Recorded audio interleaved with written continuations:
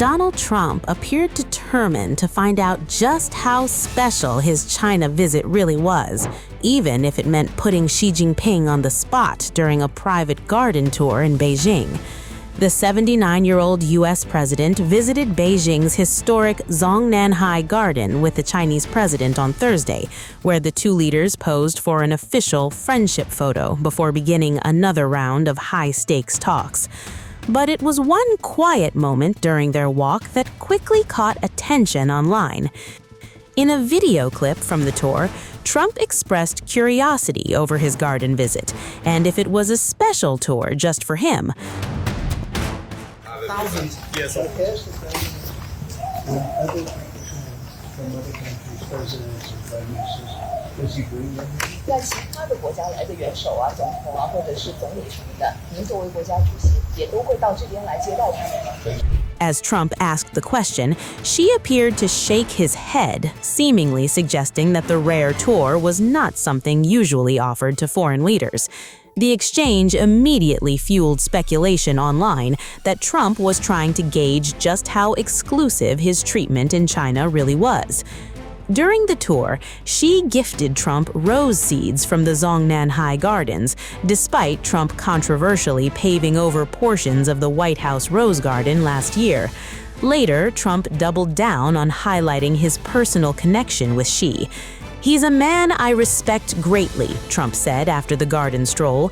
"We've become really good friends. We've known each other 11 years, nearly 12 years. That's a long time."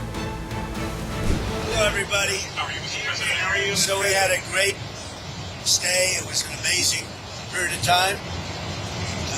President Xi's an incredible guy.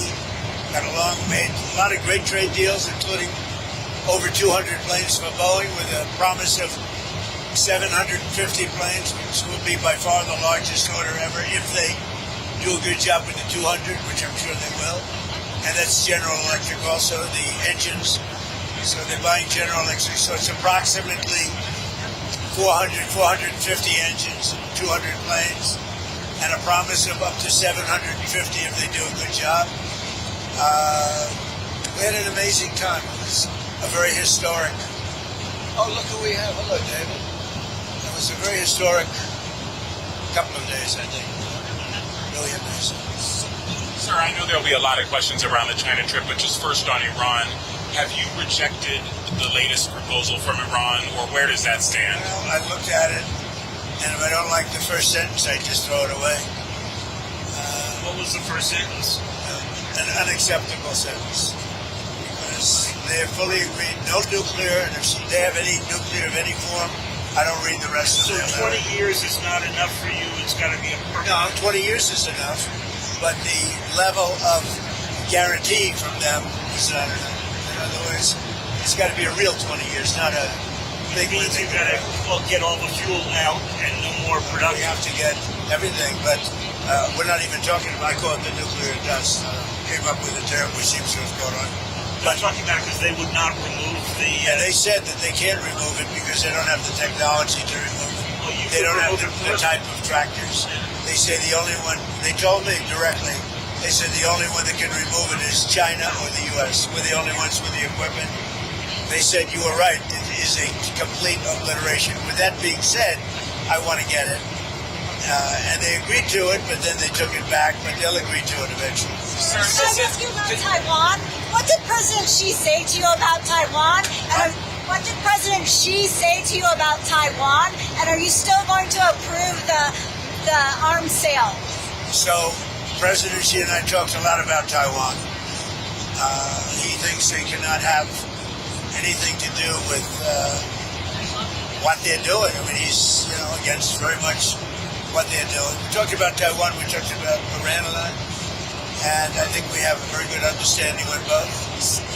On Taiwan, he does not want to see a fight for independence because that would be a very strong confrontation. And I heard him out. Are you going to say your word? No, I didn't make a comment on it. I heard him out. I have a lot of respect for him. On Iran, it's very interesting. He feels strongly they can't have a nuclear weapon. He said that very strongly. They cannot have a nuclear weapon, and he wants them to open up the strait. But as he said, they closed it and then you closed them with a smile. And it's true. We control the strait.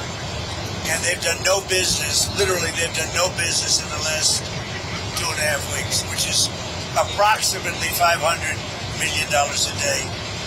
So we have, we're doing very well on all fronts. Before we leave Taiwan, Mr. President, President Xi said that there was a risk of conflict with the US over Taiwan. What's your response to that? I don't think there's a conflict, other than we don't need their strait. We don't need the Hormuz. On Taiwan, Mr.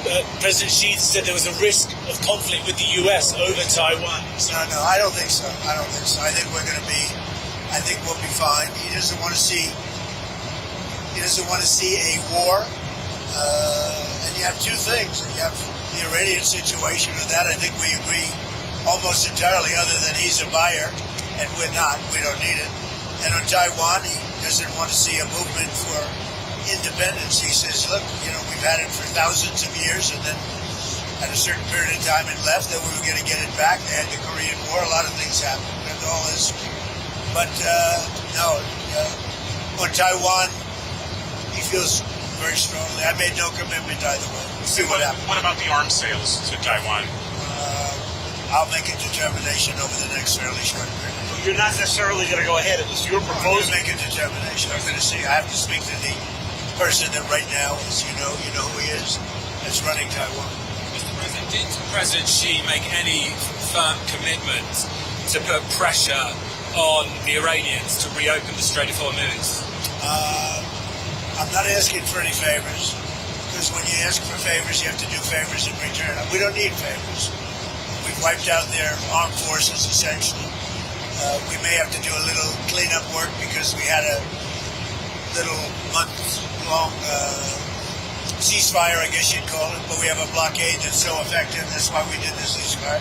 We really did the ceasefire at the request of other nations.